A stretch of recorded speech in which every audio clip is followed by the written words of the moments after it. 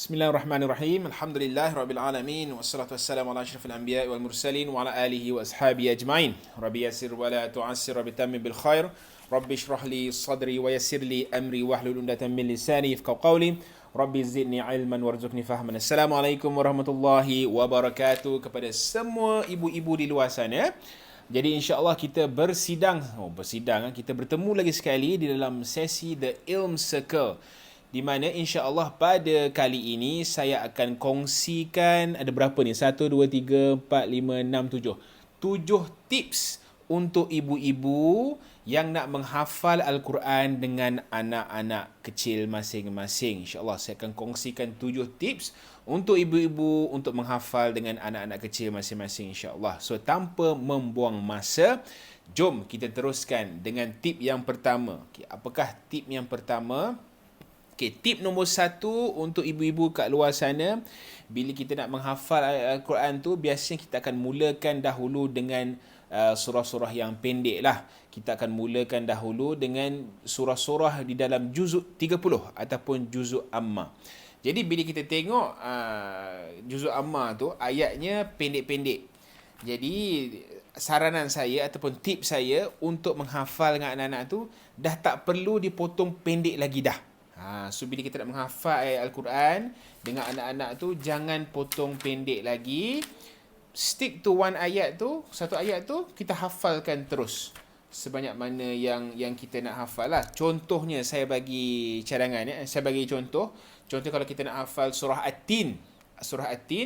So kita akan baca Bismillahirrahmanirrahim. Okay, kata kita nak hafal dengan anak-anak ayat nombor 1. So bunyi ni macam mana?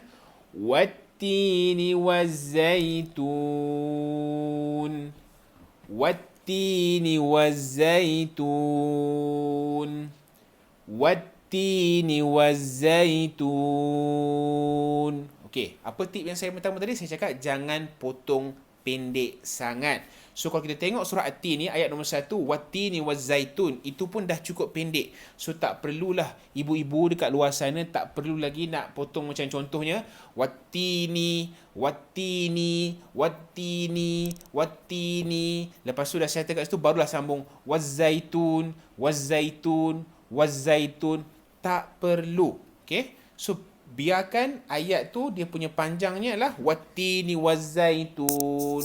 Fokus untuk hafal dengan anak-anak ayat tu terus. Wattini wazzaitun. Itu tip yang nombor 1, iaitu jangan potong terlampau pendek. Cuba fikirkan ibu-ibu kat luar sana, kalau anak-anak kita kadang-kadang dia hafal nursery rhymes, lagu Didi and Friend, lagu apa lagi? Apa lagu kat luar sana? Bobo Boy ke apa, semua lagu tu dia boleh hafal tanpa potong pendek-pendek. Kalau dia boleh buat untuk lagu-lagu tu, apatah lagi ayat suci Al-Quran yang Allah dah permudahkan ini untuk kita sama-sama menghafal, insya-Allah. Saya bagi contoh. Contohnya kalau kita nak menghafal ayat kata saya nak makan nasi. Kita minta anak kita hafal saya nak makan nasi. Tak ada pula kita hafal saya nak makan nasi. Peliklah bunyinya, bukan? So kita sekali arungkan saya nak makan nasi, kecualilah kalau ayat tu dia panjang sangat. Dan of course kalau terlampau panjang sangat, kalau contoh mungkin anak tengah nak hafal surah Al-Baqarah, saya tak ingat ayat berapa yang ayatnya satu muka surat panjang dia, yang itu of course kena potongkan pendek. Tapi juzuk Amma, majoriti surah-surah di dalam juzuk Amma semua ni surah-surah Makkiyah, surah-surah yang memang dah pendek-pendek pun, jadi tidak perlu dipotongkan pendek lagi. Fokus kepada satu ayat saja, insya-Allah. Wattini wazzaitun, satu ayat, hafal. Watturi sinin, ayat kedua, hafal. Kemudian wahadzal baladil amin, ayat ketiga. Dan surah anak, kita hafal dengan sekali dengan anak. Okey? Okey, itu tip yang pertama. Okey, tip yang kedua pula berkenaan melodi ataupun lagu kita baca dengan anak-anak tu. Pastikan kita baca dengan melodi yang betul. Melodi yang betul ni maksudnya melodi seolah-olah kita baca Al-Quran lah. Kita baca dengan melodi yang betul. Tidak perlu sangat bertaranum-bertaranum. Tak payahlah nak taranum bayati ke, ras ke, tak perlu. Saya pun tak reti sangat taranum. Memang saya tak reti pun, bukan tak reti sangat, tak reti langsung taranum. Jadi at least kita baca tu seolah-olah macam kita baca Al-Quran betul lah. Jadi kembali balik kepada apa yang saya cakap, yang tip nombor 1 tadi tu, kita jangan potong pendek-pendek. Sebab kalau kita potong pendek-pendek, dia akan memberi kesan kepada melodi yang kita nak guna untuk menghafal Al-Quran bersama dengan anak-anak. Kita pergi balik kepada surah At-Tin tadi, kita akan baca Wattini wazzaitun. Wattini wazzaitun. Wattini wazzaitun. Betul? Jadi bila kita baca macam tu, insya-Allah melodi dia akan melekat di dalam kepala anak-anak, dan insya-Allah dia akan dapat capture, dia akan dapat tahan lama dalam kepala dia, dia akan melekatlah kat situ sebab dia ingat lagu dia ingat melodi dia, dia ingat ayat-ayat sebab apa, lirik dia. Kalau kita cerita lagu, lirik dia kan. Okey. Kalau ayat Al-Quran tu dia akan ingat tentang ayat dia, dan insya-Allah dia akan ingat melodi dia. Satu cerita yang saya boleh kongsikan berkenaan melodi ni yang saya terfikir ialah salah seorang pada guru Al-Quran saya, seorang syekh tu, di mana dia kata dia membaca Al-Quran, dekat hadapan dia ada anak-anak kecil, kalau tak silap saya umur prasekolah lah. Dia ajar dekat madrasah dia, di mana dia baca ayat-ayat suci Al-Quran tu dengan melodi yang sama, dia baca berulang-ulang kali selama lebih kurang 2 minggu. Dan apa jadi ialah lepas 2 minggu proses hafazan tu, anak-anak tersebut membaca balik depan syekh tu sama seperti macam mana syekh tu baca. So sebab itu saya cakap pentingnya melodi tu kita jaga, baca seperti melodi ataupun irama seperti kita membaca Al-Quran. Taranum tidak penting, tapi at least bunyi macam baca Al-Quran tu pastikan ada. Itu tips yang kedua. Tips yang ketiga pula ialah tempo bacaan kita pastikan kena betul. Apa yang dimaksudkan dengan tempo bacaan ini adalah tempo ataupun kelajuan kita baca untuk menghafal dengan anak-anak itu. Kita kena sedar satu perkara bahawa anak-anak kecil ni dia baru nak mula menghafal, dia baru nak membiasakan diri dengan Al-Quran, dia nak membiasakan diri dengan bahasa yang dia mungkin tak faham lagi sebab bahasa ibunda dia bukan bahasa Arab. Jadi pastikan tempo bacaan ibu-ibu semua dia sedang-sedang. Jangan laju sangat. Saya ambil contoh kalau kita buka kepada muka surat ini surah Al-Baqarah. Ni sekadar nak tunjuk dia punya tempo bacaan tu. Surah Al-Baqarah muka surat ketiga. Okey. Tempo bacaan laju. A'udzu billahi minasyaitonir rajim. Okey, kalau laju kita baca macam mana? Innal ladzina kafaru sawa'un 'alaihim a anzartahum am lam tunzirhum la yu'minun. Khatamallahu 'ala qulubihim wa 'ala sam'ihim wa 'ala absarihim ghishawah wa lahum 'adzabun 'adzim. Itu laju. Kalau laju sangat hang nak pergi mana? Laju sangat macam ni tak tu juga, pasal dia akan efek dekat anak-anak, dia susah sikit nak menghafal sebab dia laju, dia macam apa mak aku tengah cakap ni. Tak boleh gitulah. So apa yang kita boleh buat ialah kita slowkan sikit tempo bacaan tu. Contohnya innal ladzina kafaru sawa'un 'alaihim a anzartahum am lam tunzirhum la yu'minun. Tempo dia macam itulah, lebih kurang. Jangan laju sangat, slowkan sikit kelajuan. Mak-mak semua nak ajar anak-anak tak payah nak nervous, relax saja, tak ada orang nak judge mak ayah kat rumah. Okay, so tempo baca perlahan-lahan, baca bukanlah perlahan sangat. Jangan pula perlahan sangat jadi innalladzina kafaru. Gelak anak-anak saya kat depan ni.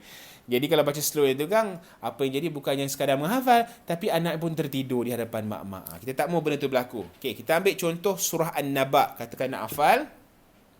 So tempo yang sesuai mungkin amma yatasaalun.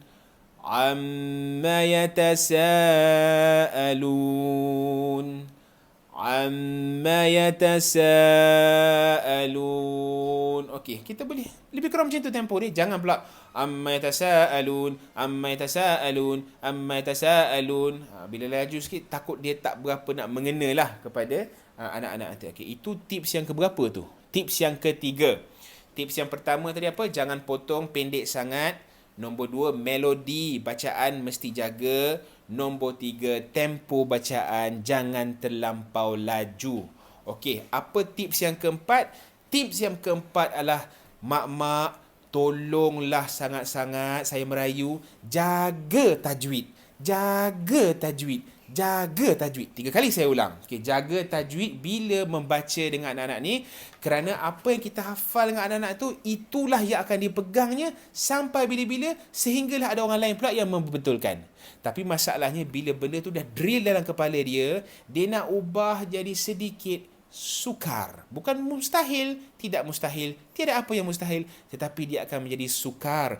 Kalau qaf jadi kaf, kalau hamzah jadi ain, ain jadi hamzah, apa lagi? Tha jadi sa, za jadi za.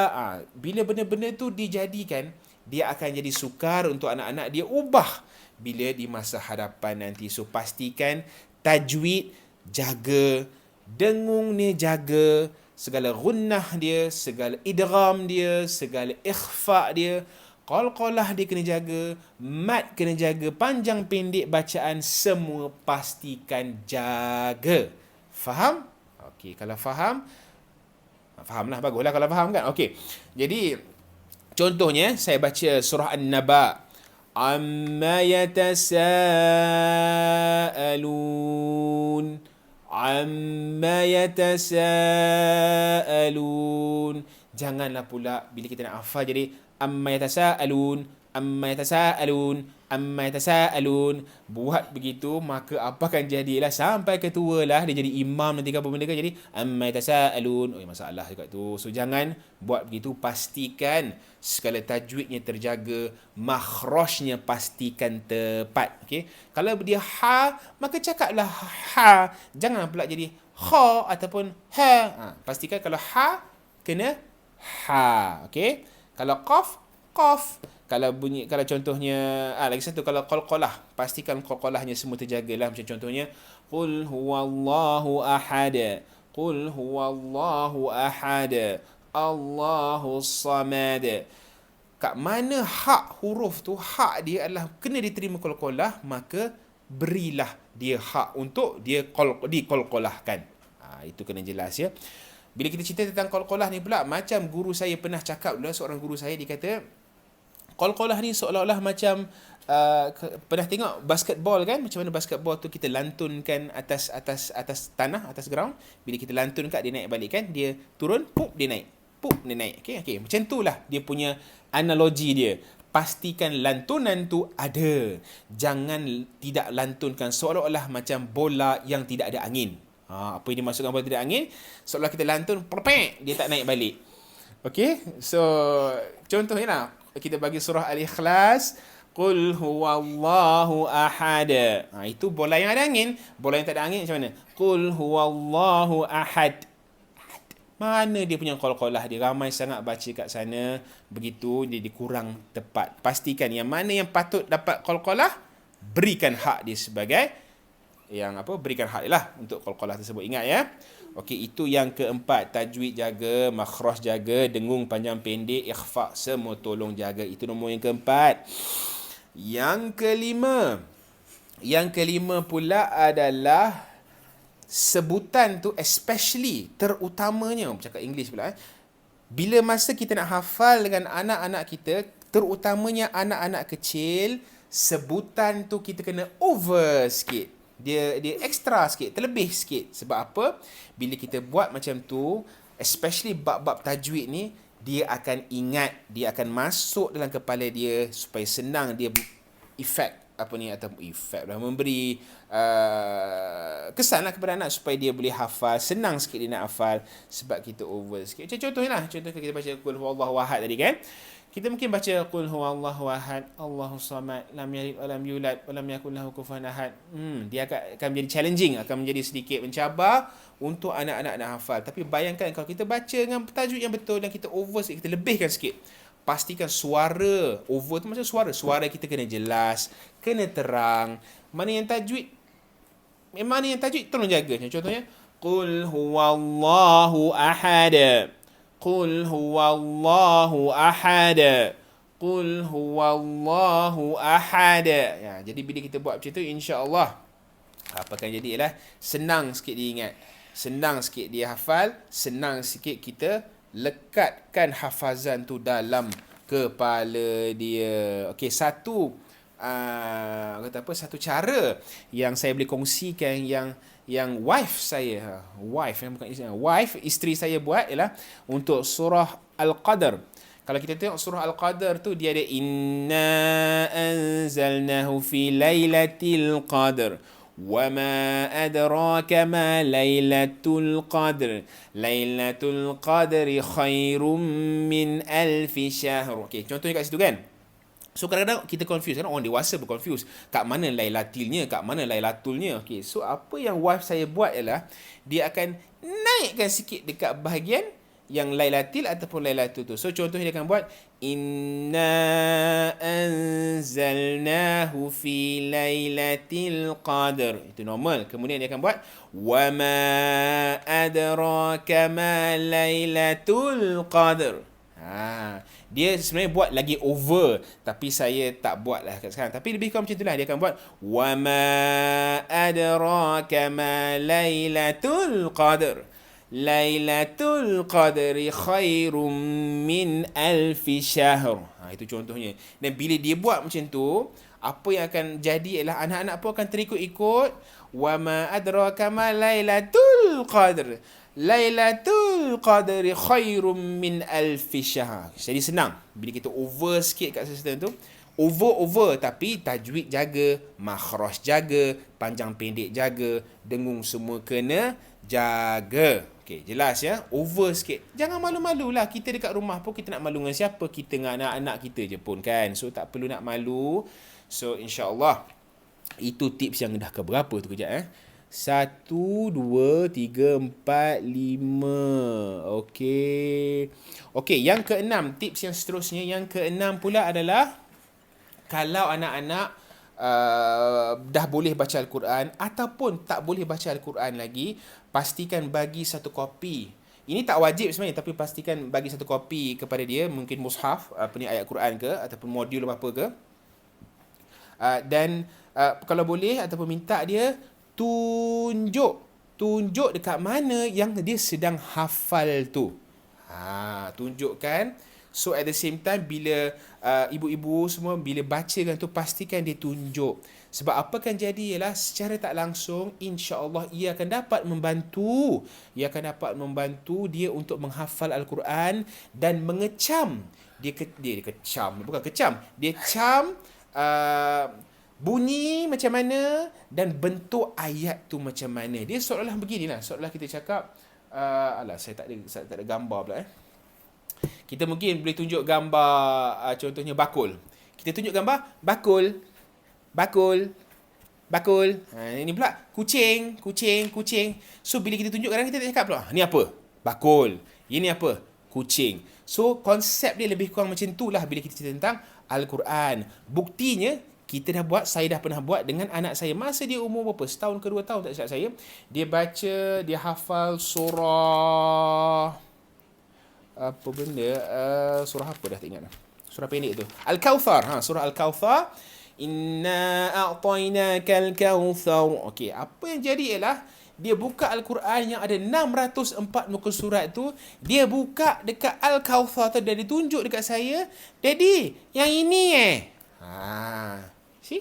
Itu buktinya bahawa insya-Allah dia akan membantu sedikit sebanyak hafazan dia, dan juga dia akan kenal, dia akan cam.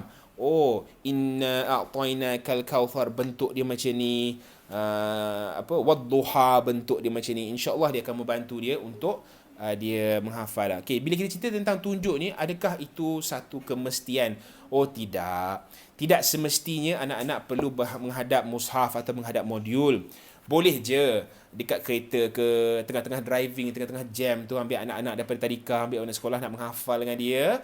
Boleh je hafal tanpa modul. Ini hanya tips. Dia bukan kau tak guna haram. Tidak sampai begitu ya. Boleh hafal tanpa mushaf. Boleh hafal macamlah kita hafal juga. Macam anak-anak ni hafal lagu Didi and Friends, duduk tengok TV tu kan, Didi and Friends ke, Bobo Boy ke, apa benda ke. Tak adanya keluar lirik, betul tak? Dia hafal, dia dengar je kan. Tahu tu Papa Zola, betul tak? Tu Didi, itu Pak Atan. Semua kenal kan? So, tak perlu pun ditunjuk ini lirik dan sebagainya. So begitu jugalah konsep menghafal Quran. Kalau ada mushaf, gunakan. Tetapi jangan jadikan itu sebagai satu penghalang untuk menghafal bersama dengan anak-anak. Itu nombor 6. Okey, nombor 7. Nombor 7 untuk tips untuk menghafal bersama anak-anak kecil. Jadikan aktiviti hafalan ni ialah aktiviti keluarga.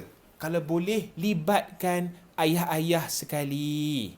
Libatkan ayah-ayah sekali. Jadikan ini satu aktiviti keluarga dan jadikan benda ni lah benda yang kebiasaan yang tidak hanya berlaku dalam situasi yang formal. Dia tidak semestinya, hari ni ada anak, kita nak menghafal.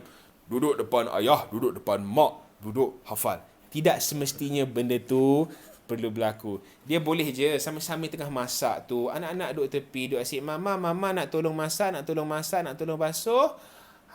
Sambil-sambil itu, okey, cakap, okey, fine, tolong mama masak, tolong mama. Okey, sambil-sambil itu kita menghafal Al-Quran. Sambil-sambil duk menggoreng tu, duk menumis tu, cakaplah. Okay, kita baca, hari kita hafal surah Al-Kawthar. Inna a'tainakal kawthar. Inna a'tainakal kawthar.